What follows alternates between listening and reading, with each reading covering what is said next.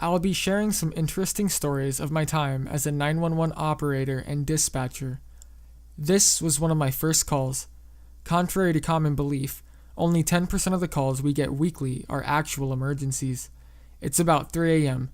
Man on the phone is pissed drunk, slurring his words like a fucking idiot. Some fucking dog just fucking bit my leg. Sir, is the dog currently near your location? No, but he's about to be. I can literally hear the guy running. I'm gonna find that dog and I'm gonna piss on it. We have just dispatched an ambulance towards your location. Stay away from the dog. I'm gonna fucking piss on the dog. I'm losing my shit at this point. Sir, I really need you to stay away from the dog. Hear a dog growling. Hear the distinct sound of piss. Hear the man screaming in pain as the dog bites him. He hung up. Time was about 4 p.m. 911, state your emergency. Very feminine, teenage voice on the other end. Very panicked voice. Yeah, I have an issue. She was silent for a few seconds. I was, experimenting. What's your emergency? There's a ball of Play-Doh stuck up my... She was silent again. Didn't even need her to continue.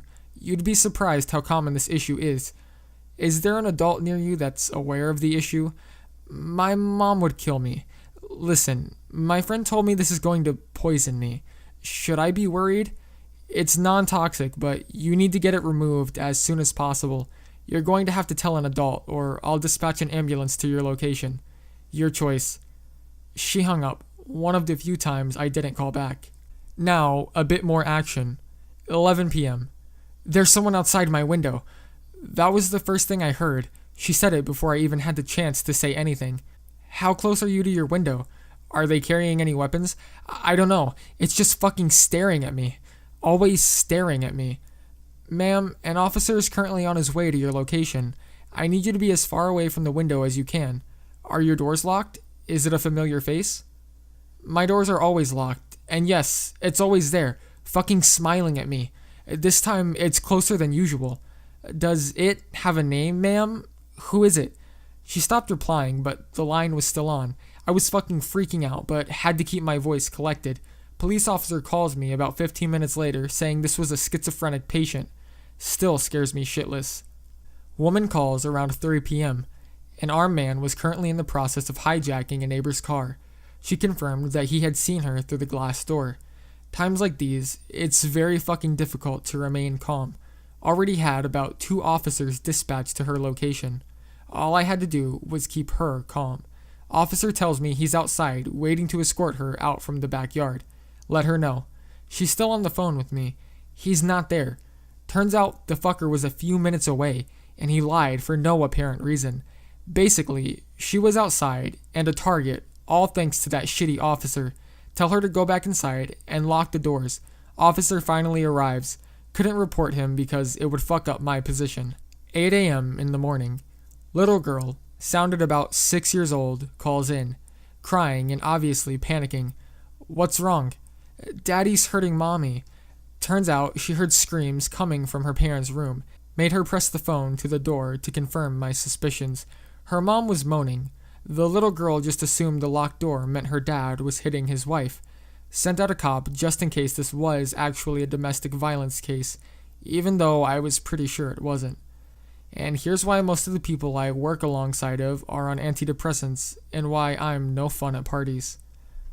It's 6 a.m. on a Friday. Woman sobbing on the phone with muffled yells in the background. My baby fell in the pool was the only thing I made out through the heaving. 2 years old. I was talking the father through CPR.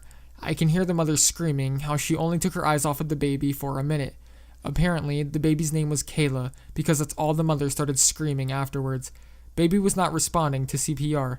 I was on the phone until the ambulance called, telling me the baby was long gone. I didn't sleep for a week. I'm trying to balance the funny and the sad stories, but I guess there's more tragic than happy. It was Saturday afternoon. A teenage girl. Her voice was very tight. She took deep breaths before speaking. She was obviously in a lot of pain. Her name was Maddie, 16 years old. She fell off of her brother's treehouse. She tried to break the fall with her arms, and she obviously sounded like they were broken. She said no one was home, but she felt really dizzy. She was seeing double, and her nose was bleeding with no direct impact to the nose. Well, fuck.jpg. She was a trooper, and she was taking it well for someone who had fell from such a high spot. She sounded very collected, and she really did sound like a sweetheart. She kept telling me how sleepy she was. I kept stalling her with conversations about school and friends while her replies got slower and slower. She stopped replying to me 5 minutes before the ambulance arrived. Internal bleeding was the cause of death. She sounded like such a good fucking person, and it's terrible getting this emotionally invested. The fact that I was the last one to talk to her fucked me up. 3 a.m. Very hoarse voice on the other end of the phone. Indicated the victim had been screaming and or was extremely dehydrated. Her voice was a quiet whisper. Dispatched officers to the location while I was hearing the info. She said she was shoved into a car while she was on her way to work. He apparently took her to a grimy apartment and forced her to strip, raped her, absolutely destroying her hymen in the process. She said she was experiencing heavy bleeding, shoved foreign objects inside of her. Keep in mind, this girl was 16. She told me he was currently not in the apartment. He had taken her phone without knowing she had another one. Apparently, no one could hear her screaming for help, and she was crying hysterically. Goosebumps the entire time. The words she was saying, like rape and choking, sounded ridiculously foreign on her innocent voice. Officers reached her before he came back, and I was on the phone with her once they arrived. She's healthy and well right now. How no one heard her scream will always be a mystery to me. Monday morning. Guy on the other end sounds like he's been crying. He had swallowed a cabinet worth of pills. Attempted suicide, and changed his mind only after swallowing every pill in sight. This call fucking haunts me because the guy just sounded so defeated. I'm too scared to die, was what he kept whispering every time he'd stop throwing up. Ambulance was sent over. He then started sobbing about how he can't even kill himself successfully. Tells me about his daughter that passed away from cancer 2 years back. He talks about his wife leaving him. Throws up some more. Tells me about how ashamed his daughter would be if she saw him like this. He decides he wants to go all the way. He started swallowing a bottle worth of Valium. I'm trying to convince him not to. Futile attempt. Last I heard was the sound of him groaning while the paramedics put him on the stretcher. I don't know if he's alive or dead, and I don't want to know. Very shit day at work. Day of the Boston Marathon bombings. Not sure if anyone remembers, but initially it was believed to evolve into a chain of attacks. Office was tense. We were all basically waiting for hell to unleash. Get my first call of the day. Mentally prepare myself. 911, what's your emergency? Very thick southern accent. Sounded drunk or high. Yes, hello, I'd like to report a violation of human rights. Recover from the initial shock. Go ahead, sir. This here Walmart just broke the 12th Amendment. How so? He ranted for about an hour about how Walmart doesn't sell his favorite kind of beer. You need to understand how not in the mood for this bullshit I was. Sir, that has nothing to do with the 12th Amendment. Well, you ain't doing nothing, I will. I hear the sound of glass shattering. Freedom my ass! I assumed he just vandalized something in Walmart. He was arrested. Another suicide story. Sorry for the feels. Kid on the phone is panicking. 1 a.m. Couldn't be more than 7 years old. My sister's wrists are bleeding. She's asleep. Why isn't she waking up? This genuinely fucked me up. Parents weren't home. Had to make a little 7-year-old check whether his sister was alive or dead. I told him to put his hand over her mouth and nose to feel whether air is coming in or out. He says he feels nothing. Her lips are blue. Told him to wrap towels around her wrists and apply pressure. The ambulance were taking longer than usual.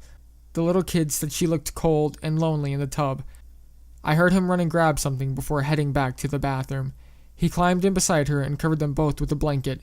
Ambulance came home to find this little kid snuggled beside her with a blanket wrapped around both of them. He was asleep and covered in her blood. I cried particularly hard that night, B. And that was all Anon wrote about his adventures of being a 911 operator and dispatcher. Now, I hope you guys enjoyed that video. If you're wondering what that little pause was at the end of that last story, I had to actually pause and kind of collect myself because it did make me choke up a little bit. That last story was really sad. Just envisioning something like that It's really hard hitting if you've ever like even had any thoughts of suicide and somebody has like said something to you along the lines of like, your mother or your family or your brother or your sister will miss you.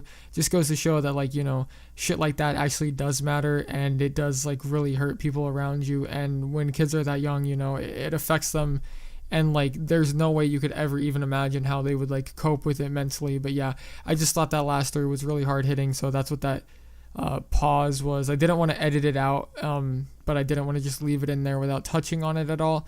And I hope you guys enjoyed this video. I know it's a little bit different from my usual style of videos, but I did want to kind of, I guess, branch out and kind of just cover more, kind of more of a broad spectrum of content rather than just limiting myself to specifically like a scope of only feels threads, because while I do like feels threads and everybody does like feels threads, a lot of them kind of tend to be super predictable and cheesy, with just, Anon falls in love with girl who's out of his league, girl who's out of his league kills herself or dies of cancer, something along those lines. But yeah, that doesn't mean I'm not going to be doing feels threads or anything anymore.